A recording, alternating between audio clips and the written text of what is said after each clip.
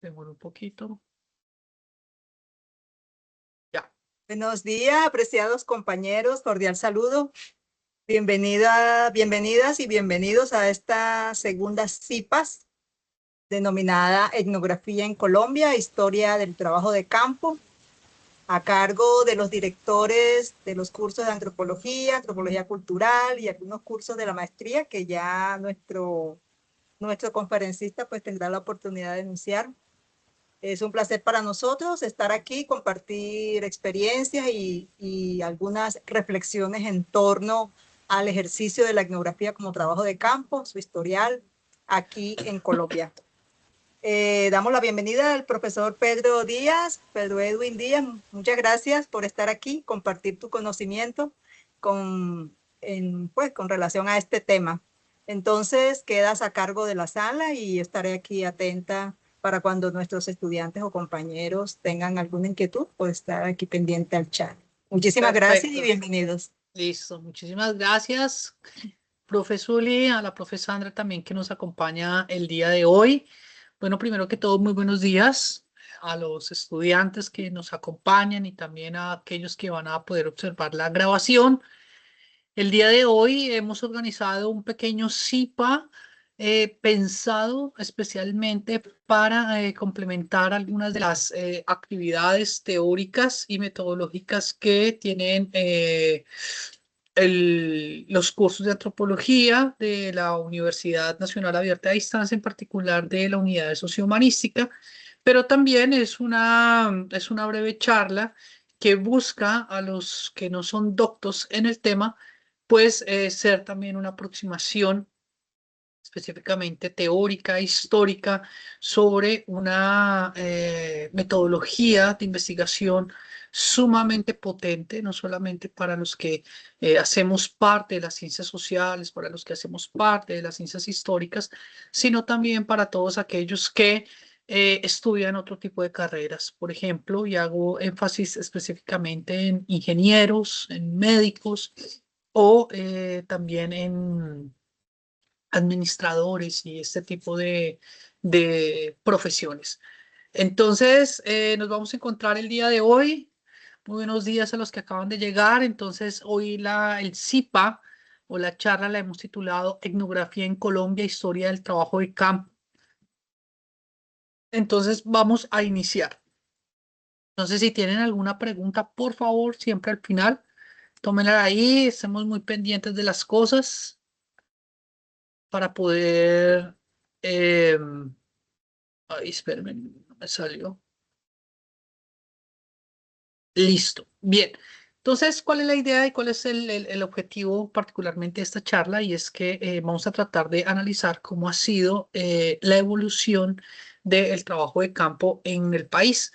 Me interesa especialmente que ustedes comprendan cómo han cambiado los métodos, cómo han cambiado los enfoques hasta el día de hoy, pero la idea es tratar de comprender que esa evolución de la que voy a hablar hoy está anudada específicamente a los procesos de orden sociopolítico que ha experimentado el Estado y la sociedad colombiana más o menos en los últimos 120 años, por mucho. Entonces, la idea también es que ustedes tengan la capacidad de observar, de acuerdo también al CIPA que hicimos la semana pasada, es que la evolución del trabajo de campo en Colombia, el desarrollo específicamente de las ciencias sociales y una asignatura o una disciplina científica como la antropología, ha estado condicionada a las crisis políticas y socioculturales, perdón, que ha tenido el país. Y eso, como lo vamos a ver a lo largo de, de toda la charla, pues ha llevado a procesos de detrimento del desarrollo de las ciencias sociales y de la etnografía en el país. Entonces vamos a ver un poco eso y vamos a entender también pues los efectos que eso ha causado para la comprensión del país. Bien. Entonces, en primer momento yo quiero explicar, y eso es para aquellos que no hacen parte de nuestros cursos, sino que provienen de otras asignaturas, especialmente los ingenieros, como que hace un rato, quiero definir un poco qué es etnografía y cuáles son las funciones sociales que tienen.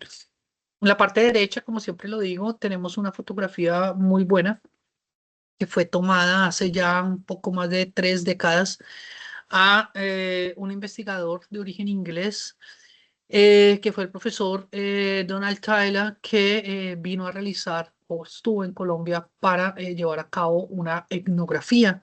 Sacó con algunos miembros de las comunidades indígenas de la Sierra Nevada de Santa Marta. Y esa fotografía la acompaño con una definición de un profesor de la Universidad Javeriana que se ha dedicado durante varios años al estudio de la etnografía en el país, y abro comillas, y él la define de la siguiente manera: la etnografía es un método privilegiado para el conocimiento directo de hechos sociales.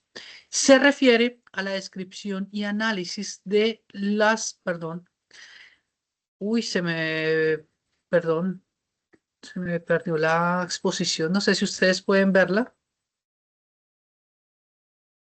Sí, se está viendo, profe. Sí, sí se ve. Estamos en qué es la etnografía. Ah, porque a mí no se me quitó. Ah, bueno, ya ahora sí. ¿Ven? Qué raro. Ok. Perdón. Entonces, la etnografía es un método privilegiado para el conocimiento directo de los hechos sociales. Se refiere a la descripción y análisis de las actividades cotidianas para entender los universos de sentido, las lógicas de acción social del otro y de nosotros mismos. Es una pequeña descripción que abarca múltiples niveles en los que la sociedad se circunscribe. Entonces, en primer lugar, yo quiero dejar la anotación que la etnografía particularmente es una especie de camino que llevamos a cabo los que estudiamos ciencias sociales, particularmente antropología, con el objetivo de recolectar datos in situ. Es decir, como yo les decía en algún momento, la etnografía nace a finales del XIX, principios del siglo XX, a partir de que los investigadores empiezan a viajar donde están directamente las comunidades y empiezan a tomar datos viviendo con ellas, es decir, in situ. Entonces, en ese contexto, la idea de la etnografía es tomar esos datos y posteriormente, a la luz de una teoría, analizarlos con el objetivo bueno, hay muchísimas razones. Entonces, uno de ellos, por ejemplo, es que un Estado-nación moderno necesita de los etnógrafos, necesita de los antropólogos con el objetivo de tomar datos, con el objetivo, uno, de entender los recursos, no solamente me refiero a la flora y fauna con la que cuenta un Estado-nación, sino también con los recursos de orden social. Si no se conocen ese tipo de datos, pues es muy difícil realmente poder llevar a cabo un proceso de esto. Para cualquier tipo de sociedad, de Estado, nación, es fundamental tomar estos datos. Y estos datos sobre los recursos, tanto de la flora y la fauna como del mundo social, de su comportamiento, los aportan los etnógrafos. Bien, a partir de eso podemos recolectar datos no solamente para esto, entender esos recursos, sino para generar estrategias, para generar políticas públicas que busquen, por ejemplo, como lo vamos a ver más adelante, mejorar las condiciones de vida de una población. Por ejemplo, la etnografía fue utilizada en Colombia, me adelanto un poquito, más o menos en los años 50 o fue introducida mejor en los currículos de medicina del país con el objetivo de mejorar las condiciones de vida de las poblaciones y empezar las campañas eh, de inyección, ¿cómo es que se le dice? De empezar a vacunar a la población civil en contra de lo que hoy nosotros denominamos las enfermedades infantiles. Entonces, vamos por ese punto. Bien, entonces la etnografía tiene varias funciones. Vamos a hablar de 4, voy a hablar especialmente de la social, de la política y la cultural y de la económica. Frente a la social, espero que escuchen muy bien esto, por favor tomen plena nota, y es que busca comprender las relaciones humanas y la organización social. Entre comillas, Howell dice que la tarea del etnógrafo consiste en contextualizar las prácticas y valores locales dentro de significados sociales más amplias. Es decir, en esta perspectiva se busca comprender cómo las sociedades construyen, cómo desarrollan sus respectivas relaciones sociales, digámoslo así, como para decirlo más sencillito, sus vínculos cómo se generan las jerarquías, es decir, cómo son los elementos de organización sociopolítico que se presentan al interior de una sociedad y cómo son sus solidaridades. En Colombia, por su diversidad, como ustedes están observando, específicamente por toda esa variedad de poblaciones que nosotros tenemos, indígenas, afrocolombianos, campesinos, o que somos unos mestizos, esta comprensión es esencial para interpretar cómo las personas cooperan, negocian y se relacionan con las instituciones. De alguna manera, y como lo vamos a ver más adelante, esto sirve para entender cómo se llevan a cabo las relaciones desiguales de poder. ¿Recuerdan lo que yo les hablé a ustedes en el último CIPA?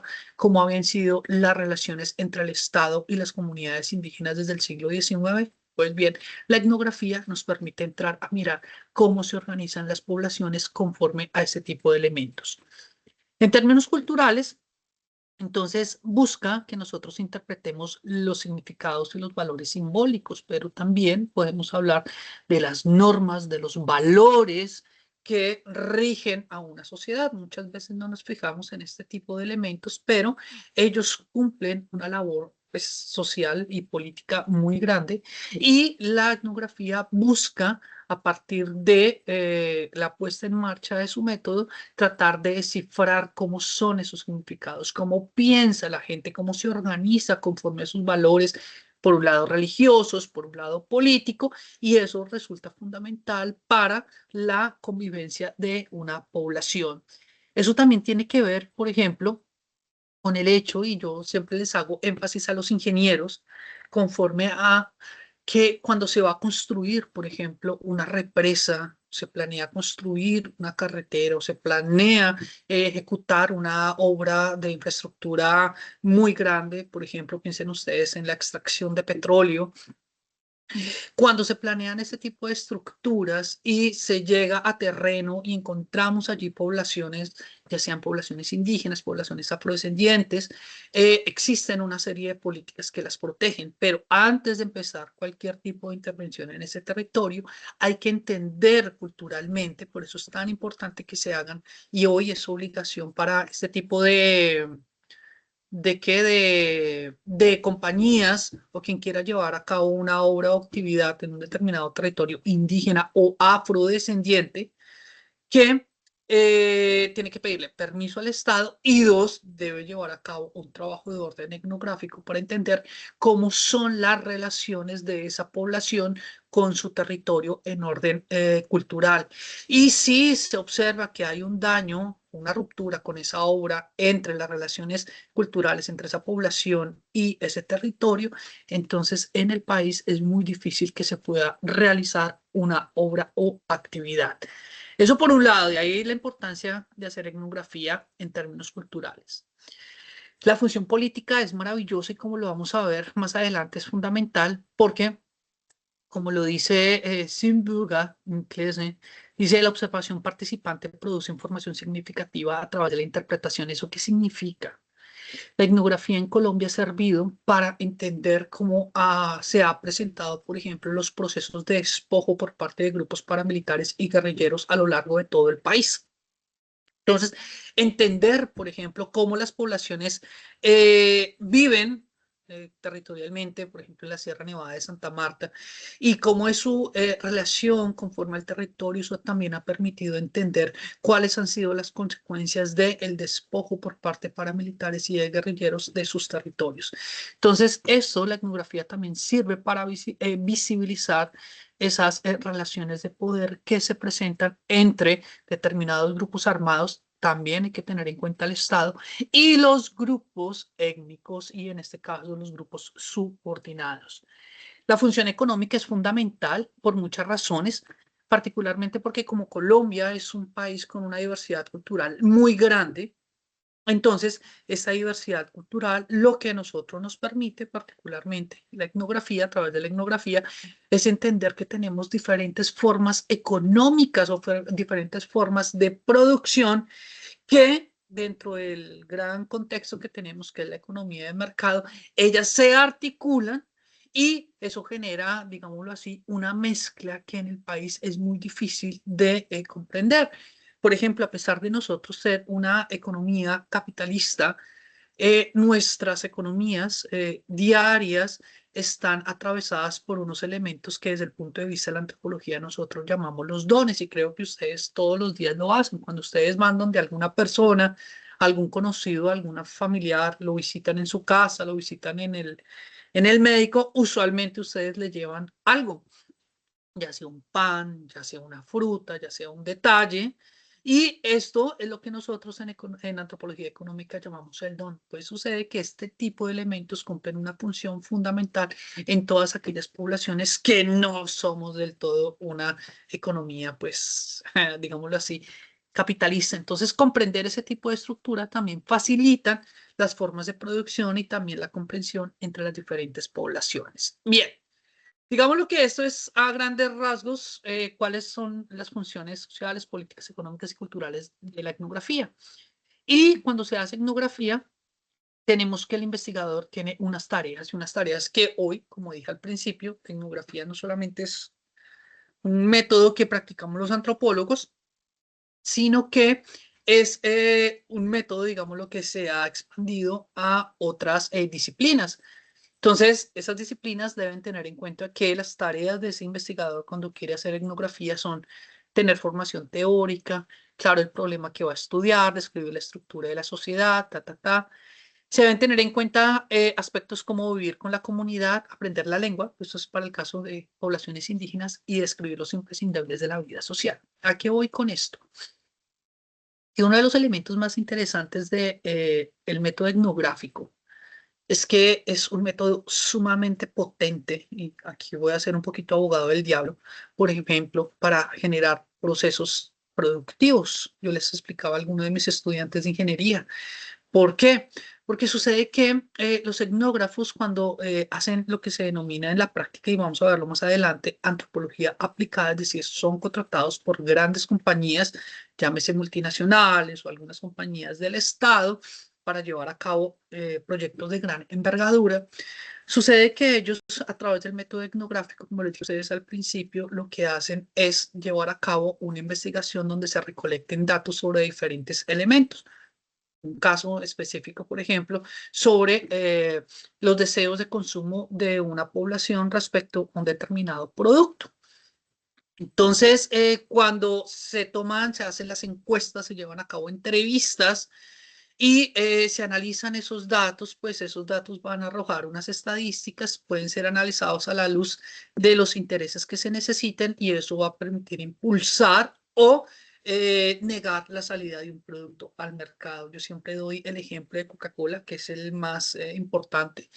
Coca-Cola a lo largo de todo el planeta contrata usualmente etnógrafos con el objetivo de estipular cuáles son los deseos de consumo de una población para poder lanzar una Coca-Cola, y usualmente los etnógrafos, que conocen muy bien, gracias a la antropología, ese tipo de sociedades, pueden mostrar cómo puede esa compañía jugar con algunos aspectos de orden cultural para poder lanzar un producto, una gaseosa, y que pues la consuman de manera masiva. Igual que los cigarrillos, por ejemplo, Marlboro también en sus primeros momentos contrató bastantes. Las grandes instituciones para el desarrollo durante muchísimos años contrataron antropólogos. Por ejemplo, en el caso de América Latina, no solamente el Banco para el Desarrollo de América Latina, sino también a través de la ONU y una serie de proyectos, se organizaron toda una serie de investigaciones de los años 60 para llevar a cabo en América Latina investigaciones sobre cómo eran los procesos de consumo de leche de la población campesina colombiana. Esto lo hicieron con el objetivo de poder expandir la frontera agrícola, particularmente el bovino, e implementar también unos procesos que se denominaron la Revolución Verde. Para ese proceso, pues fue fundamental el uso de la etnografía. Bien, pero como en el país todo nos llega tarde, vamos a hablar qué pasó con ese proceso etnográfico. ¿Realmente se han cumplido estas cosas que yo acabo de mencionar en términos teóricos? Vamos ahora sí a la práctica. Yo les decía a ustedes que la etnografía nació como un método en el seno de la antropología a finales del siglo XIX, principios del siglo XX, especialmente en Europa. Estamos hablando particularmente de los alemanes, posteriormente los ingleses y por último los franceses. En cada uno, bueno, también los norteamericanos, cada uno tiene, digamos que, una serie de influencias. Sin embargo, en Colombia, realmente el desarrollo de la antropología fue no solamente tardío, sino especialmente del conocimiento del país a través del método etnográfico. El primer intento por tratar de conocer el país de una manera científica, moderna, se dio en Colombia hacia el año de 1850 bajo el mandato de un presidente que espero todos ustedes se acuerden que fue el presidente José Hilario López. En 1850 él lanza toda una serie de campañas porque él dice, es liberal, si llegamos al poder, pero tenemos un gran problema y es que no conocemos el país. Es decir, como les dije al principio, el Estado no tenía conocimiento de sus recursos, no solamente en cuanto a flora y fauna, sino en términos socioculturales de lo que conocía, por ende estaba profundamente limitado y atrasado para poder ingresar, digámoslo de esta manera, dentro de la economía global, dentro del capitalismo moderno. Había que conocer. Entonces se organizó una expedición bastante interesante que se conoció con el nombre de la Comisión Coreográfica, comandada por un señor que también ustedes deben conocer muchísimo, que se llama Agustín Codazzi, un geógrafo, era de origen militar, y se contrató una serie de científicos en ese momento y se empieza a recorrer el país, a el primer esbozo, de alguna manera, digámoslo, del trabajo etnográfico, no propiamente, pero se va al interior del país a conocerlo y surgen los primeros mapas modernos del país. Eso es una cosa fundamental para entenderlo. Sin embargo, entre 1850 y 1885 hubo muchísimos problemas en el país, hubo varias guerras civiles y el país no se pudo conocer. El peor problema de estos tiene que ver con el hecho de que en 1885 surgió un periodo bastante nefasto en la historia del país. Utilizo este adjetivo porque llevó a cabo a un atraso sistemático en el sistema educativo del país. Sucede que los conservadores se tomaron el poder, a través de una guerra llegó Rafael Núñez al poder, centralizó el poder y empieza un periodo que se va a denominar regeneración o muerte y fue un proceso de orden conservador que duró 50 años en el poder. Eso se le denominó la República Conservadora. ¿Qué pasa allí? La República Conservadora a partir de 1885 le dio a la Iglesia la potestad de manejar la educación. Y como yo les dije a ustedes en el último CIPA, el Estado con el objetivo de integrar a las poblaciones indígenas al sistema del Estado-Nación, es decir, generó toda una serie de políticas de asimilación cultural en las cuales la iglesia va a participar y también población civil con el objetivo de evangelizar esas poblaciones, que había que pacificarlas, civilizarlas significaba que ellas perdieran toda su identidad cultural y generó lo que yo les decía a ustedes, las instituciones de las misiones. Entonces los curas iban acompañados también del ejército a las zonas internas del país, eso que se denomina como la Colombia profunda, y empieza ese proceso. No hubo un laicismo, es decir, Colombia en ese momento el Estado y la Iglesia gobernaban a sí mismo, la Iglesia tuvo muchísimo poder y debido a esta unión, el desarrollo de la ciencia en Colombia fue realmente tardío y con ello la llegada del desarrollo del método etnográfico. Bien. Sucede que ya para la década de los años 20, el boom del café en el país, es decir, estoy hablando de los años, hace 100 años, la década del 20, del siglo XX, el boom del café pues trajo un desarrollo sistemático al Estado colombiano, a la sociedad. Hay que industrializar el país, específicamente las vías de comunicación. Se empieza a pensar en el tren, se empieza a conectar el país a través de las líneas del tren, específicamente para sacar toda la producción cafetera. Y empieza también a industrializarse una parte tanto del norte como del centro del país. Esta industrialización, toda industrialización trae siempre ideas nuevas y eso es algo maravilloso. Y a Colombia empezaron a llegar las ideas socialistas. Sin embargo, el gobierno, conforme a la iglesia, observaron que no se podía llevar a cabo, pues, que llegara al país este tipo de ideas y empiezan una reacción muy fuerte en contra de esto. ¿Por qué?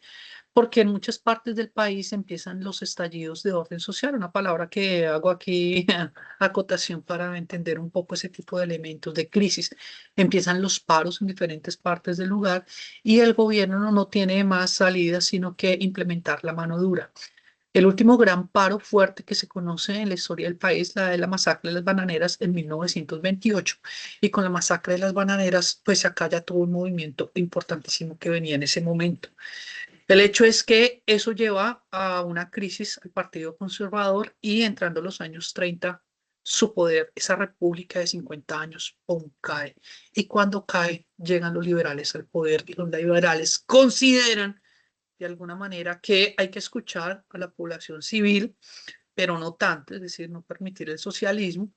Empiezan a crearse grandes gremios económicos, pero también se dice que hay que modernizar el país, hay que conocerlo. Entonces, entrando en 1936, llegó un gobierno bastante interesante en el 34, perdón, que es el de José Hilario, López Pumarejo, y López Pumarejo generó una reforma maravillosa en el país que se llamó la Revolución en Marcha. A través de la Revolución en Marcha, entonces viene un proceso sumamente interesante para el país, y es que se dice, bajo el gobierno liberal, que el país, si bien tiene que conocerse bien, y para eso hay que contratar científicos sociales. Entonces, en Colombia se creó un instituto que se llamó el Instituto o la Escuela Normal Superior. La Universidad Nacional de Colombia estaba, sin embargo, se necesitaba también formar profesores para la educación media. Entonces, con eso nace la Escuela Normal Superior, pero la Escuela Normal Superior, más allá de promover la formación de profesores para el campo y para el diferente país, para la secundaria, tuvo algo sumamente interesante y es que la mayoría de sus integrantes, de sus profesores, fueron extranjeros, fueron profesores que estaban huyendo de la extrema derecha o del fascismo en Europa, especialmente de Alemania, de Francia y de España, y que en esa huida pues llegaron a un régimen liberal que les abrió las puertas y les dio trabajo como profesores. Lo interesante es que la mayoría de ellos eran lo que nosotros conocemos como, eh, ¿como qué? Como antropólogos y sociólogos. Entonces, entre ellos estaba un profesor de apellido Chotelius, que, digámoslo así, fue el primer extranjero y profesor en Colombia en dictar una asignatura de etnografía en la Escuela Normal Superior. Quiero decir también que la Escuela Normal Superior junto con la Universidad Nacional de Colombia ya se habían separado del Ministerio de Educación, o sea, el ministerio ya no tenía, digámoslo, ninguna potestad sobre ella en términos de que ella tenía un director, sino que tenían toda una autonomía. Entonces, la Escuela Normal Superior podía hacer y decir lo que quiera. Entonces, Chotelius, como primer profesor de etnografía, dice, no, nosotros tenemos que consolidar una disciplina que vamos a denominar antropología con un método etnográfico con un método que es el de la etnografía. Entonces, con esto viene un proceso que nosotros vamos a denominar como la etapa fundacional, que va a ser entre 1930 y 1950. Entonces, ¿qué es lo interesante allí? Y es que el Estado, un Estado liberal, tiene el interés de conocer el país, pero conocer el país significa que hay que recolectar datos in situ con los cuales se puedan promover políticas que permitan el progreso económico y político de, el país. Entonces, para eso hay que entender cómo funciona el país y para eso son fundamentales los etnógrafos. Entonces, uno de los objetivos es particularmente en este periodo es documentar la diversidad cultural del país. Pero ¿qué pasa? El enfoque que se empieza a llevar a cabo, es decir, ustedes saben etnografía, la gente, los antropólogos van al campo colombiano, empiezan a documentar cosas, Pero sucede que en esta época los etnógrafos se redujeron únicamente a hacer descripciones, es decir, no hay muchas interpretaciones por parte de los etnógrafos sobre los datos que recogen. Eso no quiere decir, no hay que demeritar ese trabajo, pero se centran mucho en eso, como en recoger costumbres. Digo esto porque es que también bajo el periodo liberal también hay un prejuicio de un racista sobre las comunidades indígenas, y es que la idea es que hay que seguirlos integrando, hay que generar políticas de asimilación porque se considera que los indígenas, y eso es un prejuicio, eran perezosos, igual que las poblaciones afrodescendientes, y había que quitarles pues como esa pereza, y para eso pues había que entender cómo era que funcionaban. Entonces, su función se reduce a eso, a recolectar únicamente datos. Cuando digo etapa fundacional del 30 al 50, quiere decir que hubo un éxito ¿con qué? Con la Escuela Normal Superior, y entonces esto lleva a que en Colombia nazca por primera vez, gracias al profesor Chotelius y a otro profesor francés, que es el director del Museo de Arte del Hombre en París, que se llamó Paul Rivet, que estuvo en el país, fue profesor también de la Universidad Nacional, uno de los fundadores de la Escuela Normal Superior, y fundaron el primer Instituto Tecnológico Nacional. Fue tal el éxito que posteriormente, gracias a toda la diversidad cultural que tenemos y que como tenemos poblaciones tan distintas, hubo la necesidad de fundar diferentes institutos tecnológicos en Colombia. Esto fue una cosa maravillosa. Uno en el sur, estamos hablando uno en Popayán, que se llamó el Instituto Tecnológico del Cauca, eso fue fundamental. Llegaron investigadores entre el 30 y el 50 de los Estados Unidos, de Europa, de vino a Colombia, y a conocer cómo funcionaba todo el sur del país. Se fundó también el Instituto Tecnológico del Magdalena, que buscaba conocer toda esta parte, todas las poblaciones indígenas que estaban hacia toda la zona de lo que hoy es el Cesar, la Sierra Nevada de Santa Marta. Estuvo también la parte de la Guajira, pero también se fundó el Instituto Tecnológico del Atlántico, y de esa manera pues se dio, bueno, y estaba el de Bogotá, no se nos puede olvidar esto. Entonces eso hizo que tuviera, digamos, un cenit el desarrollo de la antropología en Colombia muy fuerte para el conocimiento de lo que nosotros conocemos el país. Y se dijo, aquí fue. Quiero hacer claridad en una cosa: la etnografía no nace en una universidad, no está, a diferencia de otros países, especialmente en Europa, que la antropología se había generado en unos círculos especiales y posteriormente se institucionalizó en las universidades. En el caso colombiano no fue así, fue totalmente diferente y sumamente enriquecedor. Pero vino un problema muy grave, y es el de 1950-1970. Y aquí quiero que ustedes me escuchen muy bien por lo siguiente. A finales de los años 40, recuerden ustedes, vino un periodo en Colombia muy sangriento que nosotros, entre comillas, en historia y en antropología conocemos como la violencia en Colombia. Y se produjo a partir de la fuerte reacción que los conservadores generaron alrededor de las políticas liberales. Recuerden ustedes que el Partido Conservador, en alianza con la Iglesia Católica, consideraban que las políticas liberales atentaban contra la religión, contra la lengua y lo que eran los valores de un buen cristiano. Entonces, en ese sentido, ¿qué? En ese sentido, viendo que, entre comillas, según los conservadores, estaban observando que el país estaba volviendo a entrar en crisis, hubo una alianza de los grandes terratenientes de todo el país, y empezaron a ir en contra pues, de las políticas liberales.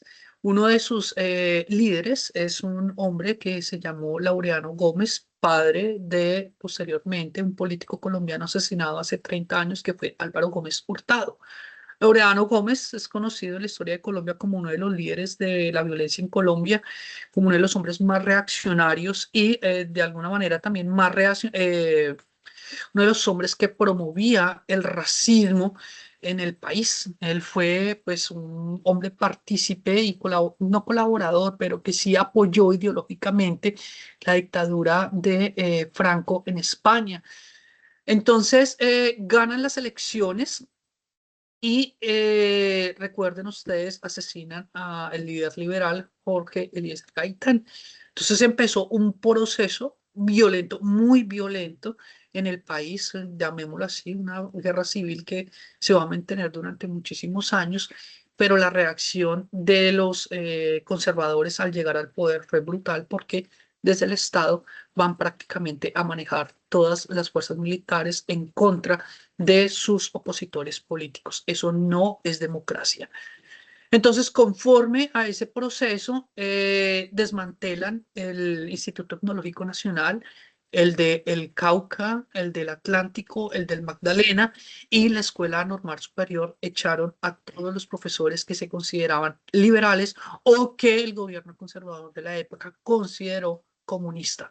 Entonces hubo un proceso de detrimento de las ciencias sociales en el país, especialmente la antropología y la etnografía, y digo un detrimento porque se desinstitucionaliza, digámoslo así, y eso lleva, por un lado, a que no hayan investigadores que conozcan el país. El país no se conocía en los años 50. Lo que se hizo entre el 30 y el 50 realmente fue muy, pero muy poquito. Entonces, al llegar este problema de orden social, político y militar, pues las ciencias sociales y especialmente la etnografía se, digámoslo así, retrocedió. Este periodo lo vamos a denominar como un proceso de institucionalización y cambio teórico y se le conoce como la ciencia del cambio cultural. Entonces, ¿por qué se le conoce así? Sucede que en los años 50 entra un proceso político en Colombia, supuestamente para acabar con la guerra civil que teníamos, eso que denominamos, vuelvo a decir, la violencia en Colombia, y se denominó el Frente Nacional. El Frente Nacional fue simplemente una articulación política, una alianza entre conservadores y liberales en las que dijeron, perfecto, hagámonos pasito, 4 años usted en el poder, 4 años yo en el poder. 4 años los liberales, 4 años los conservadores. Esto de alguna manera, aunque algunos no lo reconocen, es la forma más abrupta de haber cerrado el Estado a otras formas de organización política que venían surgiendo en el país. Fue terminar de cerrar el país a la modernización, a la modernidad. Y algunos lo consideran como una especie de dictadura porque el poder no salía de las élites, entre comillas, de los liberales y los conservadores. Hasta el día de hoy, pues se dice que liberales y conservadores, el uno come con la derecha y el otro come con la izquierda, que hace plena referencia a este proceso que les estoy comentando. Entonces, este periodo del 50 al 70, finales de los años 60, pues el Frente Nacional empezó a recibir muchísimas críticas. Lo empezaron, entre comillas, a bombardear políticamente desde otros ángulos porque surgieron muchísimos movimientos sociales. Entonces viene la consolidación y la institucionalización de la antropología en dos universidades. La primera en la Universidad de los Andes y posteriormente en la Universidad Nacional de Colombia. Se llevan prácticamente 2 años. Pero se fundan especialmente en la Universidad de los Andes, en una universidad de élite, la universidad de élite más elitista de todo el país, con determinados fines, a diferencia de la Universidad Nacional. Entonces aquí es lo que se denomina un cambio teórico. ¿Por qué? Yo les decía a ustedes que del 30 al 50 el enfoque teórico, los que hacían etnografía era básicamente pues recoger datos y hacer descripciones densas de las poblaciones en las que vivían, pero no había nada más. Entonces, lo que hay a partir de finales de los 60 y principios de los años 70 es que se viene a pensar de que tenemos que realizar investigaciones que aporten de alguna manera a el desarrollo de las condiciones de vida de estas poblaciones. Entonces es aquí cuando se empieza a utilizar la antropología, específicamente o nace la antropología aplicada. Se dice, bien, como Colombia en el campo está lleno, entre comillas decían así, de guerrilla, empiezan a surgir también grupos de narcotráfico. Entonces, ir al campo donde están las poblaciones es tan difícil, entonces, digámoslo así, se hace un giro porque también las grandes ciudades empiezan a presentar pues otra serie de problemáticas, ¿no?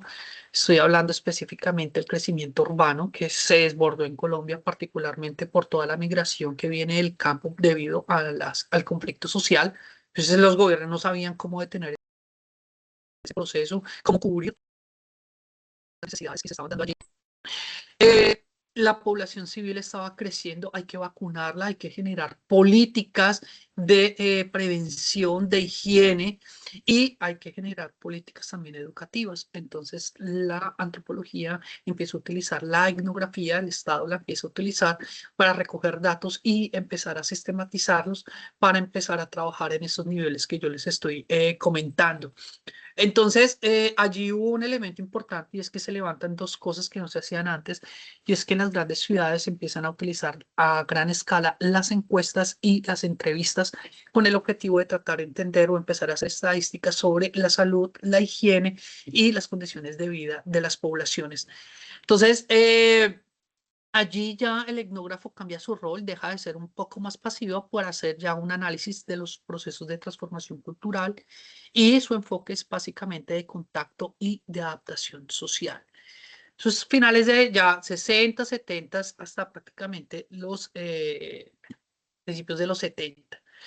Pero ¿qué pasa del 70 y a 1990? Recuerden ustedes lo que yo les acabo de decir, el Frente Nacional. Sucede que se agudizó la violencia en Colombia y se agudiza porque eh, hay un surgimiento de muchísimos movimientos sociales en todo el país. El movimiento guerrillero toma mucho más fuerza y las universidades públicas del país consideran que hay que hacer o llevar a cabo un cambio no solamente político, sino sociocultural de las poblaciones en el país. Entonces se genera un proceso muy fuerte. Denme un momento.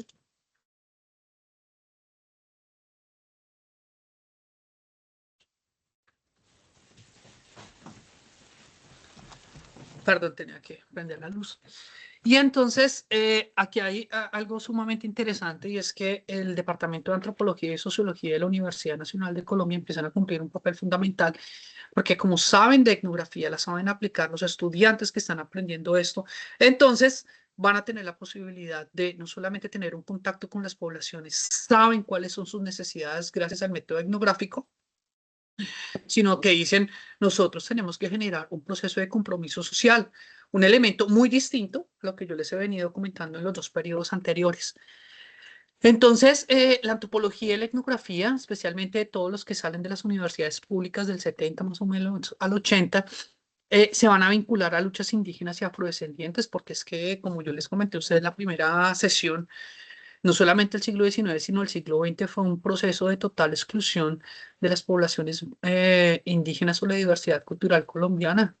El proceso de conservador de 1885 a 1930 y posteriormente de 1948 con la llegada de los conservadores y después el Frente Nacional, pues fue una cosa totalmente abrupta en contra de las condiciones de vida de la población.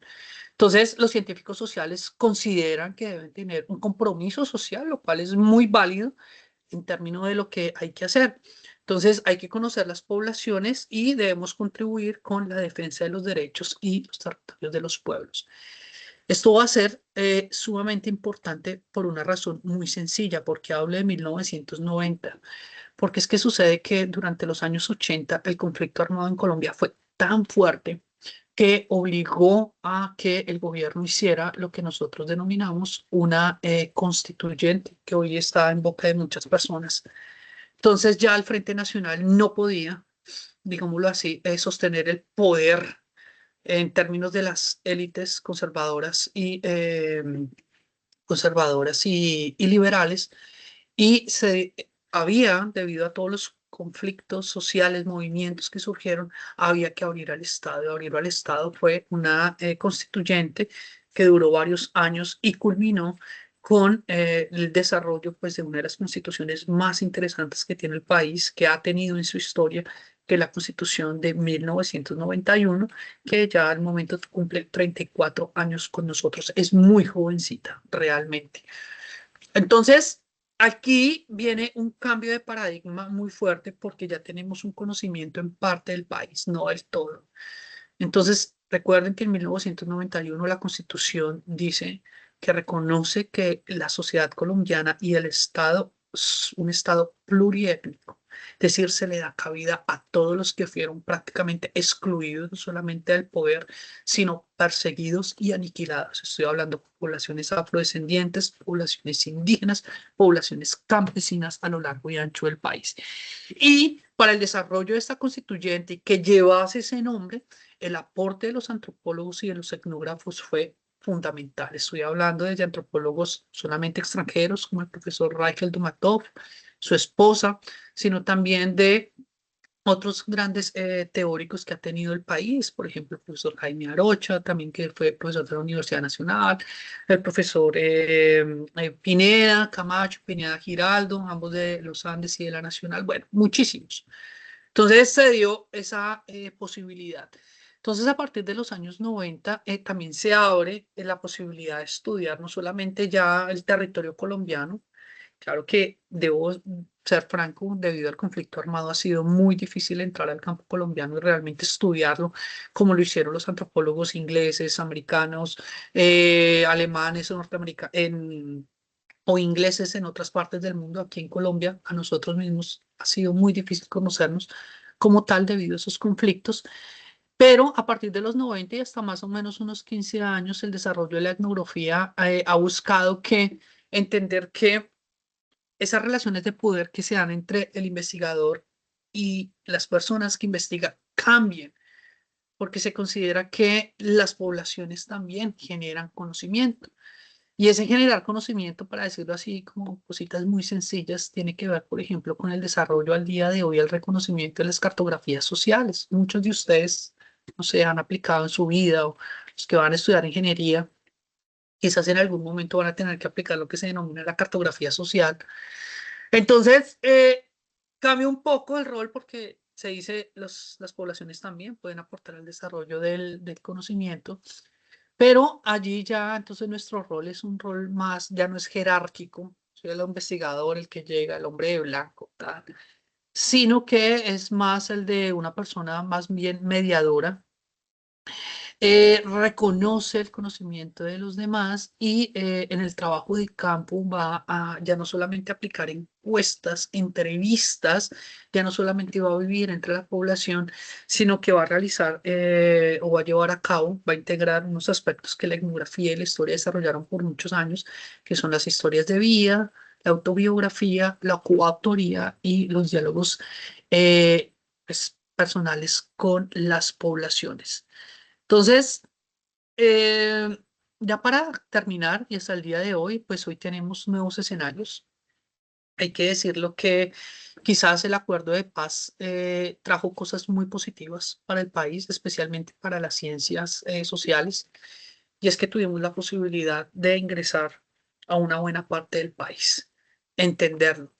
Pero no solamente eso, ya con el desarrollo de la antropología aplicada que yo les comenté a ustedes de los años 70, ya se puede hacer investigaciones a profundidad con las poblaciones urbanas y entender los cambios socioculturales que han tenido. Recordemos que las grandes periferias de las ciudades principales de Colombia, hoy a veces el observador común y corriente pasa y siempre considera que esa es una estética bastante, digámoslo así, simple y no se detiene a pensar cómo han sido los procesos de orden sociohistórico y cultural que han llevado a la conformación de esas periferias. Y hoy día los antropólogos utilizamos el método etnográfico para entrar a ese tipo de lugares y poder entender no solamente las relaciones de poder, de desigualdad que se presentan entre estas poblaciones, sino también entender las formas de organización social de estas poblaciones, entender cuál ha sido su historia. Recordemos que la sociedad colombiana tiene un problema muy grave, es que somos desmemoriados, no nos gusta saber, no nos gusta recordar de dónde venimos y en todo momento estamos ocultando debido a problemas de orden social nuestro origen. Entonces, hoy la antropología nos brinda, gracias a la etnografía, la posibilidad de conocer todos esos contextos, también la relación del hombre con la naturaleza, que ha sido muy difícil de entender en Colombia. Y ya la etnografía utiliza varios elementos, utiliza aspectos de orden visual, social, ya no solamente se hace entrevista o la historia de campo en la que todo tiene que ser escrito, sino que ya, por ejemplo, el desarrollo de los smartphones, de los teléfonos con cámara y toda esta cosa, pues nos permiten tener un acceso al conocimiento de mucho más amplio. Tenemos algo que en Colombia pues no se ha desarrollado muy bien, pero últimamente ha tenido muchísimo auge, que denominamos la etnografía visual o el cine etnográfico, que en Colombia realmente fue sumamente escaso por todos los problemas que he venido comentando, a diferencia, por ejemplo, de México, incluso del mismo Perú, que tienen unos films maravillosos acerca de sus poblaciones. Entonces, hoy la etnografía va o utiliza toda esta serie de instrumentos para trabajar en muchísimos otros campos diferentes al tradicional, que es solamente el de entender las poblaciones indígenas o las poblaciones afrodescendientes. Esto ha hecho que el campo se extienda en la etnografía a otras disciplinas, pero también a otros temas, lo cual pues considero que es fundamental, especialmente para estas otras personas que estudian carreras distintas a las ciencias sociales. Y con esto quiero cerrar. La importancia de la etnografía, por ejemplo, en términos culturales, para entender no solamente las ciudades, sino el campo. Entender que, por ejemplo, el caso de los ingenieros pueden utilizar el método etnográfico para suprimir necesidades, por ejemplo, en términos de agua, de luz, de energía. No me refiero a la energía eléctrica, sino de energía en diferentes regiones del país. Por ejemplo, también que los abogados entiendan que la etnografía es fundamental para respetar derechos en Colombia, como el derecho a la consulta previa. Entonces, estos elementos resultan bastante significativos para seguirnos comprendiendo como país. Entonces, con esto culmino, no sin antes decir, bueno, recomiendo este libro, Etnografía Política Histórica de las Víctimas del Conflicto Armado en Colombia, que fue una investigación macro que hizo la Universidad Nacional de Colombia con bastantes etnógrafos sobre cómo fue ese proceso de llamémoslo así, del despojo, del desplazamiento, de la tortura y de la aniquilación de miles de poblaciones, no solamente indígenas, eh, sino afrodescendientes y campesinas en el país. Y el trabajo fue una cosa, pues, sumamente interesante. Recomiendo ese libro. Aquí tengo un par de conclusiones, son 4 para que ustedes las puedan ir leyendo, pero ya más o menos las resumí. Entonces, muchísimas gracias. Espero no haberme pasado la horita y me parece importante que podamos tener pues un pequeño diálogo conforme a lo que se hizo el día de hoy. Entonces, dejo hasta acá. Muchas gracias, profesor Pedro Edwin, por Sí. esa valiosa conferencia.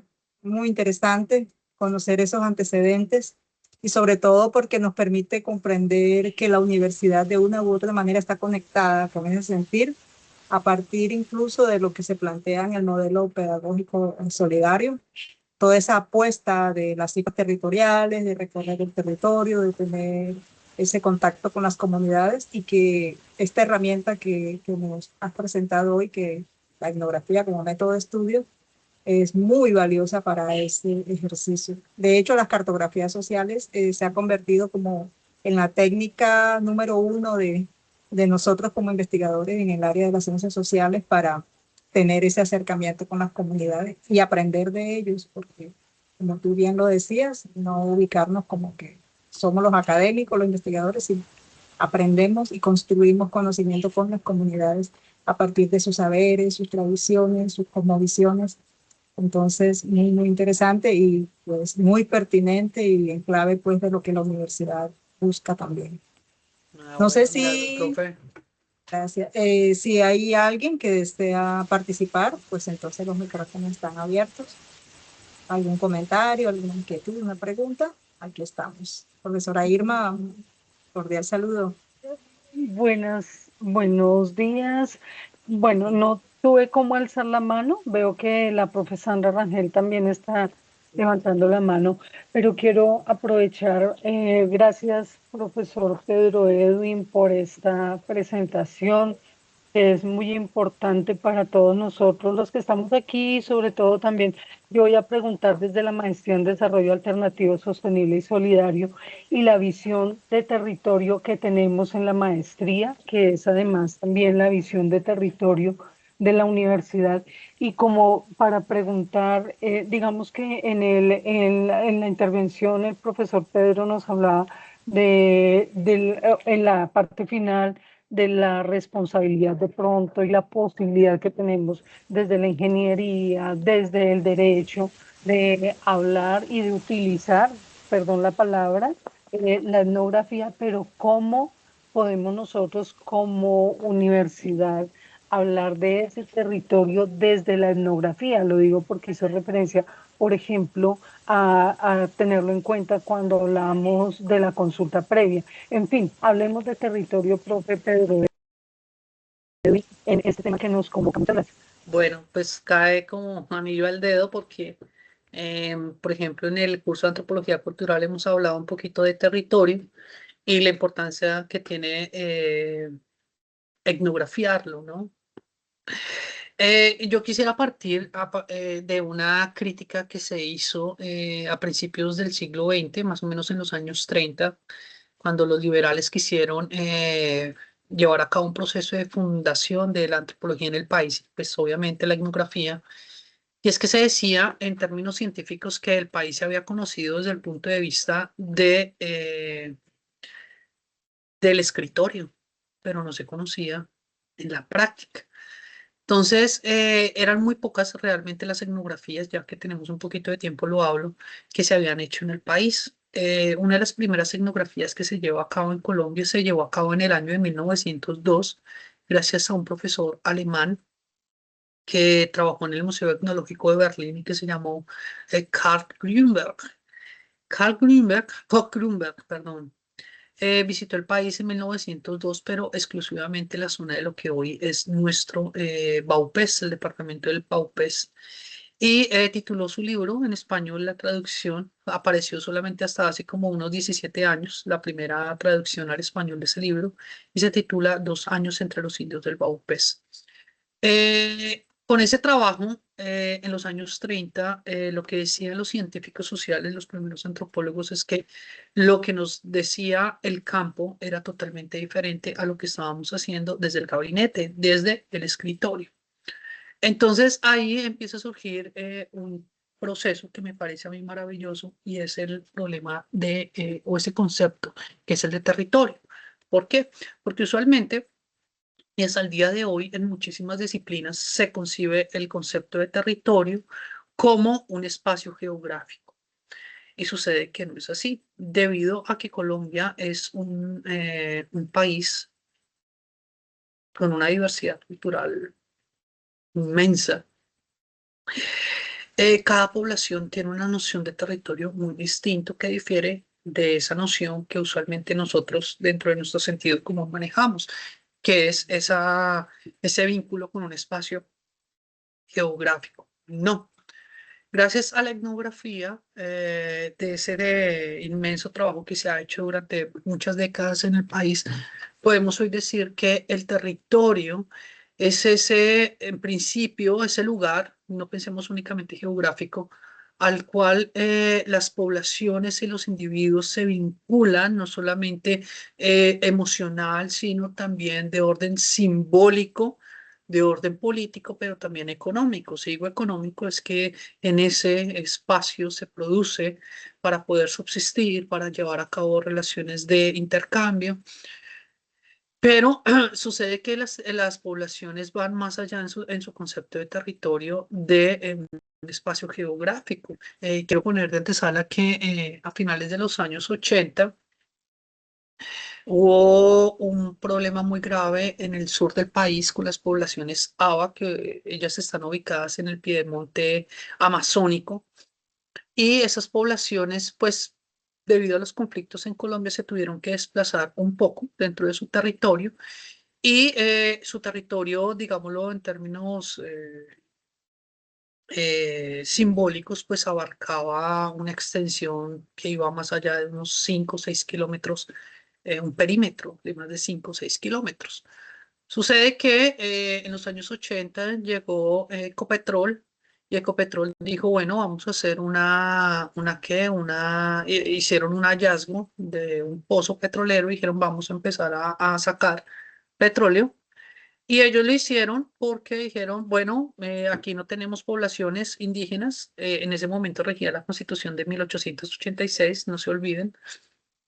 Y dijeron, bien, pero pues si la ley nos permite, pues podemos hacer esto porque pues esas poblaciones no viven acá, están a 1 kilómetro de donde nosotros vamos a perforar. Eso fue lo que dijeron.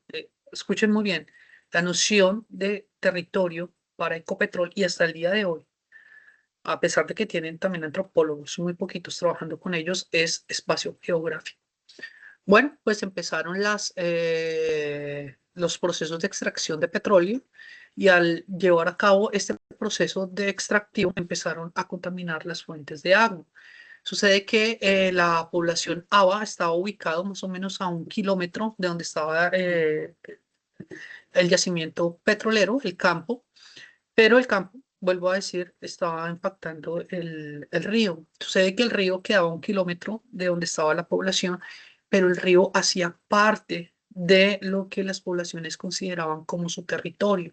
Si bien no habitaban en él, en ese río se llevaban a cabo procesos rituales, se llevaban a cabo ceremonias, y estaba inmerso dentro de lo que se conoce en su cartografía social como parte de su territorio. Allí existían toda una serie de dioses para ellos, todo ese tipo de cosas. Y la contaminación del río afectó su territorio, pero también afectó sus condiciones de vida. Debido a eso, se llevó a cabo un proceso que duró casi 30 años, terminó en el año 2018, con una sanción por parte de la Corte Suprema de Justicia, llamándole la atención a las empresas a partir de ese momento, el 2018, por decir que estas compañías, estas grandes empresas, nunca tuvieron en cuenta que el territorio dentro de un estado que es pluriétnico, pluridiverso, los conceptos de territorio varían. Por ende, llamó la atención por no tener antropólogos trabajando para ellos, y que a partir de ese momento eso tenía que cambiar notablemente. Entonces, eso también lo hace la Corte, porque la Corte, para emitir un fallo, necesita nutrirse científicamente de otras ciencias, en este caso específicamente de los antropólogos y del método etnográfico. Entonces, sale una sentencia que se llama la sentencia 123, que en algún momento pues, habíamos hablado, y esa sentencia 123 es fundamental para el país para determinar que en los territorios indígenas, afrodescendientes, no se pueden llevar a cabo obras, actividades de gran envergadura que afecten directamente a las poblaciones si no se tiene en cuenta que es un territorio que no corresponde a un espacio geográfico. Y eso cambió de una forma radical digámoslo así, las formas de juego para entender eso. Entonces, desde el punto de vista etnográfico, se entiende de esta manera el territorio, y bueno, en muchas disciplinas, pues el territorio realmente lo piensan más desde el punto de vista, digámoslo así, del gabinete, que lo que piensa la misma incluso población sobre qué es su territorio. Yo creo que ha faltado bastante trabajo de alguna manera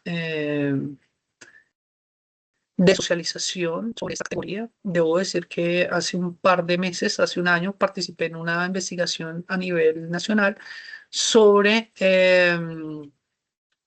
la consulta previa en el país, y fue sumamente interesante entender cómo desde otras disciplinas e incluso las instituciones del Estado concebían el concepto de territorio.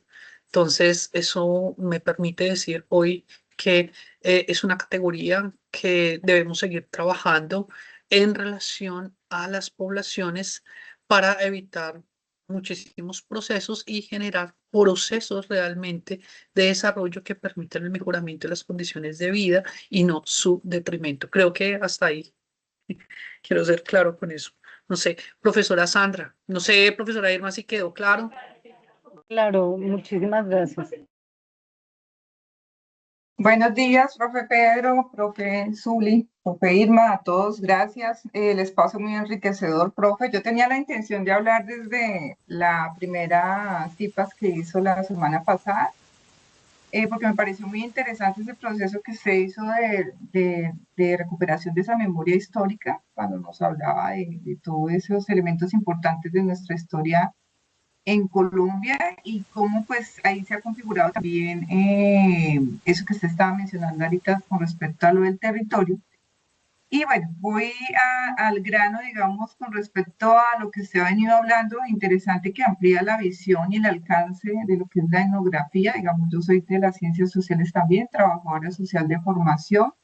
He tenido también la oportunidad, digamos, de hacer diferentes tipos de investigación en los cuales he recurrido también a este campo de la antropología y específicamente, profe, digamos, veo lo que usted está analizando con respecto al territorio, veo, digamos, que lo que son los instrumentos de planeación territorial, me refiero a lo que son los planes de desarrollo territorial, los planes de ordenamiento territorial, aún sigue esa discusión con respecto a lo que es el territorio, aunque ya está incluido dentro de la ley de ordenamiento territorial lo que es la ampliación de ese concepto de territorio, como usted lo mencionaba, no solo geográfico, sino de una manera multidimensional, rescatando toda esa visión antropológica, cultural, aún sigue primando la visión técnica, profe. Entonces creo que tenemos ahí un llamado nosotros también desde la academia y desde esos procesos de recuperación de memoria histórica, desde los procesos que hacemos como investigadores, desde la sistematización,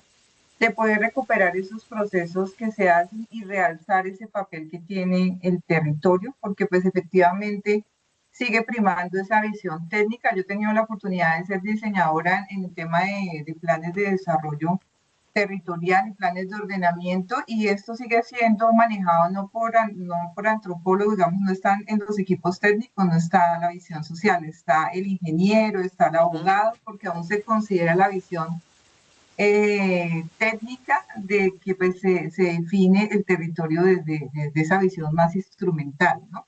Entonces sí me parece importante el aporte, lo que usted decía al ampliar también la visión de la etnografía, desde las nuevas exploraciones que hay con la tecnología, pues me llama mucho la atención y quisiera seguir también ahondando para poder utilizar esas otras herramientas que me permitan también desde mi campo poder aportar, ya que he hecho parte también de equipos de trabajo, digamos, en territorio. Cuando usted mencionaba en el CIPAS anterior la situación de las comunidades indígenas, tuve la oportunidad de estar en un tema de política de prevención integral con respecto a lo que es el posconflicto y pues las comunidades indígenas en territorios como Tierra Alta, Córdoba, siguen teniendo situaciones críticas y eso lo informa la Defensoría del Pueblo en diferentes informes cuando ellos tienen todavía situaciones de confinamiento por diferentes actores armados que pues,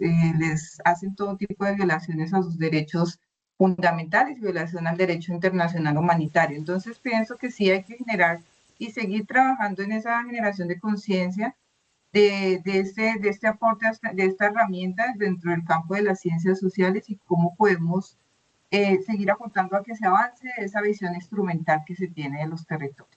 Eso Sí. era lo que quería decir, pero gracias. Gracias, profe. Muchas Sí, gracias. muy amable por su aporte. Sí, es fundamental. Yo creo también que, eh, bueno, la antropología también genera procesos de orden técnico muy fuertes, pero existen los prejuicios de orden científico, especialmente desde estas disciplinas que son bastante tecnocráticas. Pero yo sí considero que en la medida que se cambia un poco esa perspectiva dentro de los procesos que ya adelante el Estado, las compañías, pues será mucho mejor, digámoslo. Pero también quiero llamar la atención con el hecho de que está la visión tecnocrática, es una visión importante, pero el país, por ejemplo, todavía o el Estado no se ha dado la tarea de pensar el país conforme a los territorios. Y eso no, o sea, a pesar de que saquemos planes que se llaman planes de desarrollo territorial, en la realidad, en Colombia sigue funcionando el modelo de departamentos y municipios, y eso pues es muy grave de alguna manera porque la repartición de recursos, como somos un estado centralista, eso termina en otras cosas, pero no es un modelo que no está pensado en términos de las poblaciones. Ya hace unos 35, 40 años, Orlando Falsborda había hablado de ese proceso de cómo el país tenía que pensarse en términos de los territorios, ahora siempre dando el concepto de territorio de acuerdo a cómo lo piensan las poblaciones, porque eso cambia un poco la perspectiva, muchísimo, en vez de este modelo que tenemos actualmente por este proceso. Entonces, eso es un punto importante. Bueno, yo lo dejo hasta ahí. Muchísimas gracias a todos los que participaron. Profe Sandra, Gracias. profe Zuli, profe Gracias a Irma. ti, profesor. Entonces, no sé si la profe Zuli va a decir algo y lo cerramos. No, precisamente estaba diciendo que debo retirarme. Agradezco mucho tu intervención y que hayamos hecho equipo para sacar adelante estas citas. Entonces los esperamos en una próxima oportunidad. Gracias, Muchísimas profe Zuli, que gracias estés muy a bien. los que asistieron. Gracias Chao, igualmente. profe. Chao, feliz Hasta día. luego, profe. Muchas Gracias, que esté gracias a muy bien. todos.